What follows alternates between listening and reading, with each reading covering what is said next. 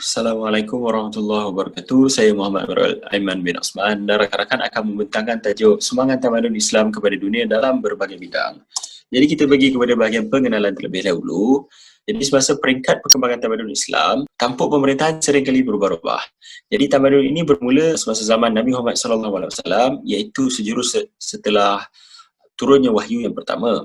Kemudian setelah kewafatan Rasulullah, tamadun ini diambil alih oleh Khulafa' Ar-Rashidin. Setelah peristiwa pembunuhan Sayyidina Ali, diambil alih pula oleh kerajaan Bani Umayyah yang diasaskan oleh Muawiyah. Dan kerajaan Bani Umayyah ini berpusat di Syria dan bukannya di Madinah ataupun Mekah. Setelah runtuhnya kerajaan Bani Umayyah, diambil alih pula oleh kerajaan Abbasiyah yang berpusat di Baghdad.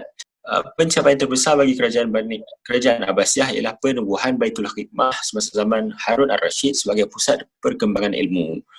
Kerajaan Abbasiyah runtuh setelah diserang oleh tentera Mongol yang diketuai oleh Hulaguhan. Kemudian diambil alih pula oleh kerajaan Turki Utsmaniyah. Kerajaan Turki Utsmaniyah berpusat di Turki dan pencapaian terbesarnya ialah pembukaan kota Konstantinopel semasa zaman Sultan Muhammad Al-Fatih. Pada tahun 1924, kerajaan Turki Utsmaniyah telah runtuh dan institusi khalifah juga telah tamat. Jadi keistimewaan tamadun Islam berbanding tamadun-tamadun lain ialah dari segi penamaan tamadun itu sendiri. Jadi tamadun Islam ialah satu-satunya tamadun yang dinamakan sempena nama agama.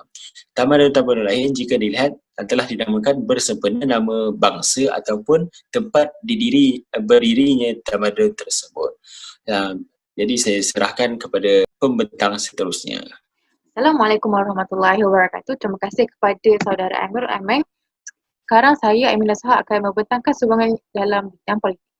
Definisi politik dalam Islam memberi penekanan terhadap usaha untuk mendukung dan melaksanakan syariat Allah dengan menguruskan kegiatan ummah melalui sistem pemerintahan dan kenegaraan.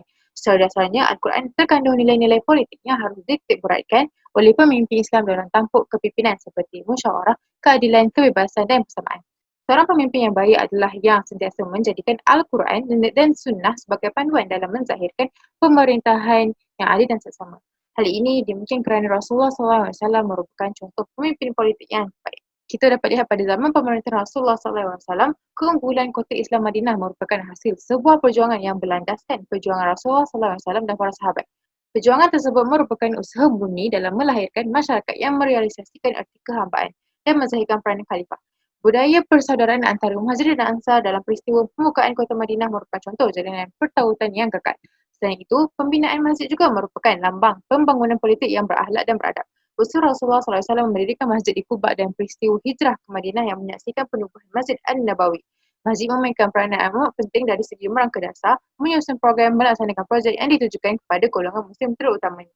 Selain itu, Rasulullah SAW sebagai ketua negara mengetuai pentadbiran pusat telah melahirkan pentadbiran Madinah yang terdiri daripada pasukan penasihat, setiausaha, wakil khas dan lain-lain sebagai penyempurna tugas kerajaan yang mempunyai bahagian fokus masing-masing.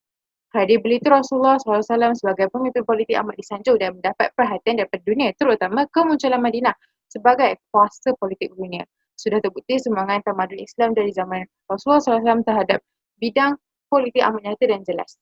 Seterusnya, saya serahkan pembentangan kepada Firzanah. Assalamualaikum warahmatullahi wabarakatuh. Nama saya Firzanah binti Ahmad Buhari. Jadi saya akan menyambung pembentangan daripada saudari Aimi Nasuha mengenai sumbangan tamadun Islam dalam bidang politik.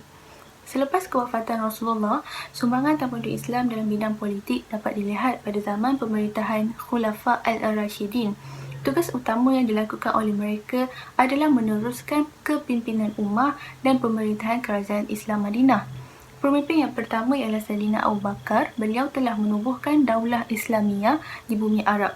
Pemimpin kedua iaitu Sayyidina Umar Al-Khattab berjaya meneruskan Daulah Islamiyah dengan jayanya. Seterusnya, Sayyidina Uthman bin Affan juga telah melakukan perluasan kuasa terhadap beberapa buah negara dan meluaskan empayar Islam. Semasa pemerintahan Sayyidina Ali bin Abi Talib, beliau memfokuskan kepada penyatuan umat Islam, berikutan wujud perbalahan antara kaum. Selepas berlakunya kekacauan politik, pentadbiran negara diteruskan oleh kerajaan Bani Umayyah diikuti dengan kerajaan Bani Abbasiyah dan kerajaan Utsmaniyah. Meskipun dinasti dan kuasa pemerintahan silih berganti, ianya telah memberi kesan pemerintah yang besar, iaitu Islam telah mula berkembang ke seluruh dunia. Islam bukan lagi hanya tamadun yang tertumpu di tanah Arab, bahkan telah berjaya bertapak di Eropah, Asia Tengah hingga ke benua kecil India. Pelbagai dasar telah diperkenalkan oleh pemimpin Islam yang menjadi faktor perkembangan kerajaan Islam. Dasar yang pertama adalah keimanan dan ketakwaan kepada Allah Subhanahu Wa Taala sentiasa dititik beratkan. Pemimpin-pemimpin Islam yang terdahulu menetapkan undang-undang negara berdasarkan Al-Quran dan Al-Hadis. Selain itu, sistem syura juga telah diamalkan dalam membuat keputusan bagi mendapatkan persetujuan majoriti. Di samping itu, ketua negara merupakan pemegang amanah dan rakyat wajib menurut arahan pemimpin. Pemimpin dan rakyat sama-sama bertanggungjawab membangun dan memajukan negara. Rakyat boleh memberi pandangan dan teguran kepada pemimpin melalui kaedah yang betul. Kesimpulannya, tamadun Islam terdahulu banyak memberi sumbangan kepada pentadbiran negara di seluruh dunia. Sekian, itu sahaja pembentangan daripada saya. Nama saya Wanar Aini dan saya akan membentangkan tentang sumbangan tamadun Islam dalam bidang ekonomi. Konsep tamadun Islam yang dijadikan panduan dalam bidang ekonomi terdapat 4. Pertama ialah konsep Tauhid, iaitu Allah sebagai pemilik segala sumber. Kedua, konsep Rububiyah, iaitu Allah sebagai pengatur dan manusia perlu berusaha dalam melakukan kegiatan ekonomi. Ketiga ialah konsep Khilafah, iaitu manusia sebagai pemimpin dan perlu bertanggungjawab atas segala kegiatan ekonomi yang dilakukan olehnya. Keempat adalah konsep Tazkiyah, iaitu proses penyucian harta yang dilakukan oleh umat Islam melalui pembayaran zakat. Sumbangan tamadun Islam dalam bidang ekonomi yang pertama ialah Baitul Mal dan sistem cukai. Baitul Mal secara literal bermaksud rumah harta atau perbendaraan negara. Ia dimulakan pada zaman Nabi Muhammad SAW dan dikembangkan serta dikemas kini pada zaman Khulafa' Ar-Rasyidin. Berfungsi untuk mengumpulkan cukai orang awam untuk diagihkan kepada orang yang memerlukan, membina infrastruktur dan juga sebagai pelaburan dalam aktiviti sosial, perdagangan dan perindustrian. Di Malaysia, ia berada di bawah bidang kuasa Majlis Agama Islam setiap negeri. Kedua ialah sistem cukai yang diperkenalkan oleh Ibn Khaldun dalam teori penganggihan dalam karya Al-Muqaddimah. Ia mempunyai fungsi yang hampir sama dengan Baitul Mal dan pada hari ini sistem cukai ini digunakan di hampir seluruh dunia untuk membantu ekonomi sesebuah negara. Seterusnya, Aini Adlin akan membentangkan tentang sumbangan dalam bidang ekonomi yang selanjutnya. Terima kasih. Dari segi perdagangan, sejak kurun ke-8 dan 9, Empayar Islam telah berdagang luas ke empayar-empayar lain seperti China, Byzantine, India dan juga Asia Tenggara. Mereka menaiki kapal dan unta karavan untuk menjelajah. Di dalam ini, wujud wilayah-wilayah penganut Islam seperti Iran, Pakistan, China dan juga Tanah Melayu. Ini kerana mereka berdakwah sambil berdagang. Pada zaman ini juga terdapat pusat perdagangan di kota Andalus dan juga Baghdad. Di sini wujud sum pertukaran barang antara negara-negara Timur Tengah dan Eropah seperti dari India ke Iberia. Mereka juga menjadi media penghubung orang Kristen di Eropah dan juga orang Islam di Timur. Dengan kemajuan perdagangan, terdorongnya pembangunan sektor ekonomi yang lain seperti pertanian dan juga perindustrian. Seterusnya, dari segi kewangan, mata wang Islam pertama dikeluarkan di Bani Umayyah, iaitu dinar emas dan dirham perak Islam. Pelopornya adalah Abdul Malik bin Marwan, iaitu pemerintah pada zaman tersebut. Beliau telah menetapkan piawaian khas untuk mentadbir mata wang. Matlamat beliau adalah untuk menghapuskan kebergantungan pada mata wang asing dan juga untuk menstabil nilai mata wang. Seterusnya, dari segi perbankan Islam, Bani Abbasiyah telah menubuhkan Dewan Al-Zabidah yang berfungsi seperti bank tanpa riba. Mereka berfungsi untuk membekal pinjaman dan juga sebagai broker pelaburan dan pertukaran mata wang asing kepada para pedagang dan usahawan. Mereka menggunakan sistem mudharabah dan musyarakah yang berpaksi kepada perkongsian untung dan rugi. Pada zaman sekarang, sistem perbankan Islam semakin maju. Seterusnya, saya serahkan kepada Zikri untuk membentangkan tentang ilmu pengetahuan. Terima kasih. Terima kasih kepada saudari Aimi. Kini, saya akan meneruskan pembentangan bagi sumbangan tamadun Islam dalam bidang ilmu pengetahuan. Islam amat menggalakkan umatnya untuk menuntut ilmu dan mengamalkannya untuk jalan yang baik. Ini dapat dibuktikan melalui hadis yang diriwayatkan oleh Abu Hurairah. Siapa yang menempuh jalan untuk mencari ilmu, maka Allah akan mudahkan baginya jalan menuju ke syurga.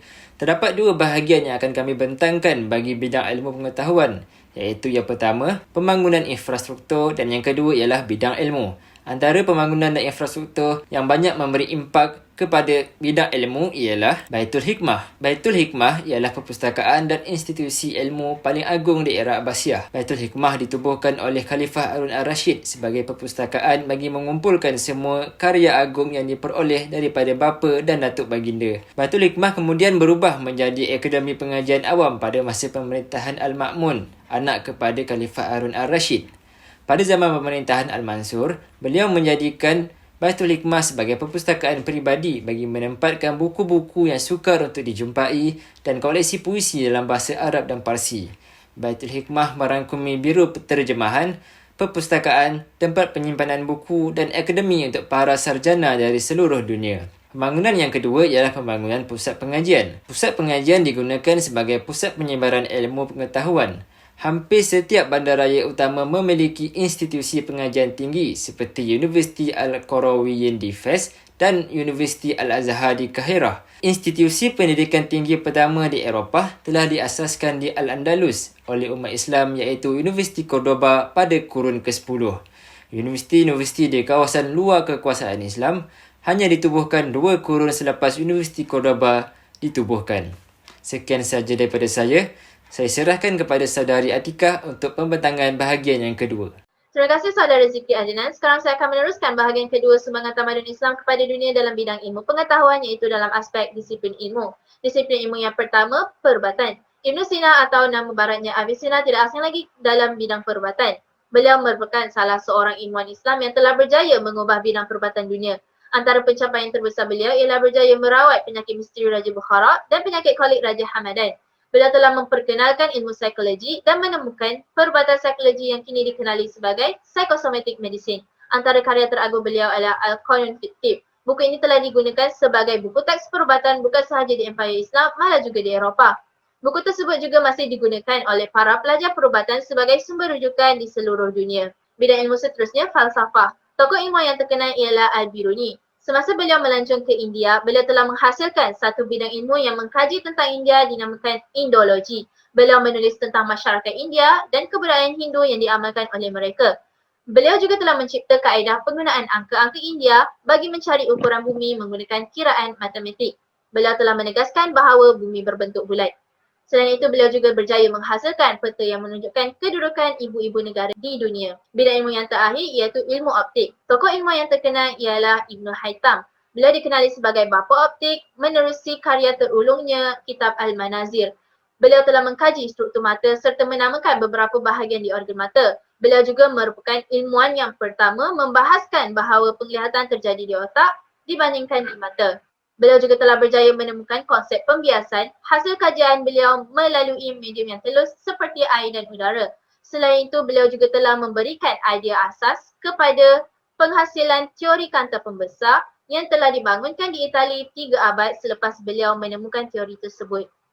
Memetik kata-kata cendekiawan Barat, beliau mengatakan, kita sepatutnya menganggap orang Islam sebagai pengasas sebenar ilmu sains. Kalau tidak kerana tamadun Islam muncul di Andalusia, sudah tentu Eropah terkebelakang beberapa abad. Oleh itu dapat disimpulkan bahawa tamadun Islam memberikan sumbangan yang besar kepada pembangunan ilmu pengetahuan kepada dunia. Seterusnya saya serahkan kepada saudari Dayana dan Diana untuk membentangkan sumbangan tamadun Islam dalam aspek sosial. Terima kasih diucapkan kepada saudari Atikah. Saya Diana Zawani akan meneruskan pembentangan untuk berkongsi tentang sumbangan tamadun Islam dalam aspek sosial. Yang pertama, mari kita lihat persamaan taraf sesama manusia. Kita kecilkan skop untuk melihat di dalam kawasan Asia Tenggara. Sebelum kedatangan Islam di dalam Asia Tenggara, masyarakat setempat kehidupan mereka dipengaruhi oleh ciri sosial Hindu-Buddha yang mana mereka mengamalkan sistem kasta. Sistem kasta ini secara mudahnya kita boleh lihat kepada 2 jenis golongan manusia, iaitu yang pertama, golongan pemerintah ataupun raja, dan yang kedua, golongan rakyat jelata, yang mana golongan kedua inilah yang menjadi hamba dan pekerja kepada golongan pertama yang saya sebutkan tadi. Jadi nilai dan ajaran Islam yang dibawa oleh para pedagang dan pendakwah ke dalam Asia Tenggara ini telah banyak menaik taraf kehidupan manusia dan juga masyarakat setempat, terutama dalam skop kebajikan manusia. Hal ini demikian kerana secara dasarnya sistem kasta ini ia adalah sistem yang tidak manusiawi dan mengabaikan kebajikan manusia kerana golongan rakyat jelata ini bukan sahaja diperhambakan di dalam skop ekonomi dan juga politik tetapi juga dalam hal ehwal perkahwinan dan sebagainya. Jadi konsep persamaan taraf sesama manusia ini di dalam Islam kita boleh lihat daripada Al-Quran surah Al-Hujurat ayat yang ke-13 yang mana Allah Subhanahu Wa Taala telah berfirman, sesungguhnya semula-mula kamu di sisi Allah ialah orang yang lebih takwanya di antara kamu, bukan yang lebih keturunan atau bangsanya. Daripada sini kita dapat lihat bahawa di dalam Islam tiada perbezaan ataupun pengelasan manusia, tidak kira di mana dia dilahirkan di dalam jantina apa ataupun di dalam bangsa apa.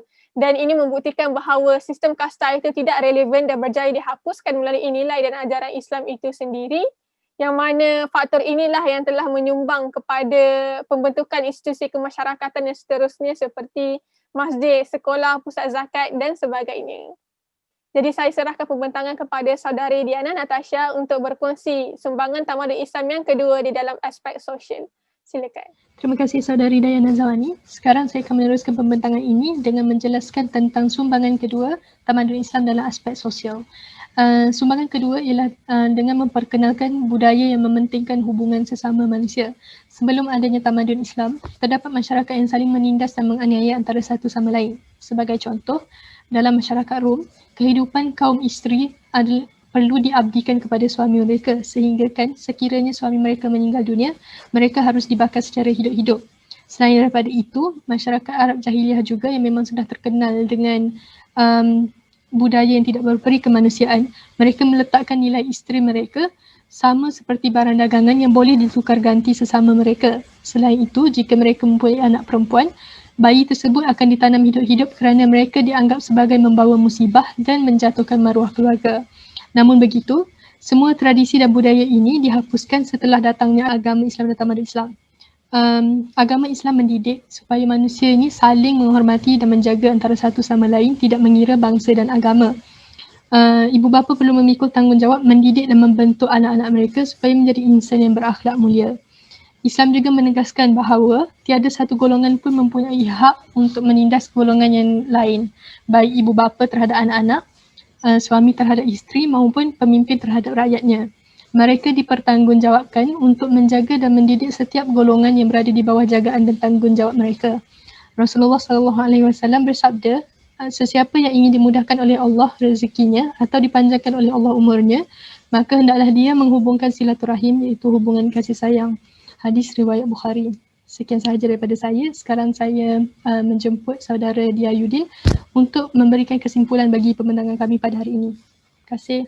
Terima kasih pada Sister Dayana. Nama saya Wan Muhammad Diyaudin bin Wan Bukhari. Saya akan membawa kepada kesimpulan. Kesimpulan yang saya bawa ialah kepada dua. Pertama ialah pengajaran yang kita boleh ambil. Kedua ialah penambahbaikan yang apa boleh kita lakukan. Pertama ialah pengajaran. Kita boleh lihat bahawa tamadun Islam ialah sebuah tamadun yang unik. Kalau kita lihat kebanyakan tamadun yang lain, mereka berjaya kerana terdapat kepimpinan yang hebat dalam sesuatu masa yang tertentu. Tapi tamadun Islam, mereka sentiasa berjaya kerana mereka bertulang belakangkan dengan para ulama'. Dan dengan ulama' dan pemimpin adalah satu aspek yang tidak boleh dipisahkan. Kita boleh analogikan seperti sebuah pohon yang besar kerana mereka memiliki akar yang kuat. Seterusnya ialah akar peradaban Islam terbahagi kepada tiga. Pertama ialah tauhid, kedua ialah budaya ilmu dan ketiga ialah peranan ilmuwan. Peranan ilmuwan ini ialah mereka merungkaikan atau menyelesaikan kekeliruan di dalam masyarakat. Mereka menerangkan akan kepentingan akhlak, kepentingan nilai, kepentingan ilmu di dalam sebuah masyarakat. Sekiranya rosak di dalam akar ini, pastinya akan membawa kepada kekeliruan epistemologi, yang di mana akan membawa keruntuhan atau tidak kematangan pemikiran dan seterusnya akan membawa keruntuhan akhlak. Seterusnya ialah penambahbaikan apa yang boleh kita lakukan ialah kita perlu mendalami kajian mengenai sumbangan tamadun Islam terhadap tamadun Barat. Dalam kita membincangkan transmisi ataupun transformasi tamadun Eropah daripada zaman kegelapan kepada zaman ketamadunan mereka yang berjaya, terdapat sejarah Barat yang menolak pandangan ini. Mereka mengatakan bahawa Islam tidak memberi apa sebarang sumbangan. Hakikatnya kita tahu tamadun Islam lah yang mana membawa keluar tamadun Eropah daripada kekangan gereja terhadap kemajuan sains. Oleh itu, kajian yang lebih mendalam perlu dilakukan untuk menolak hujahan-hujahan para sarjana barat ini. Sekian sahaja daripada kami. Terima kasih.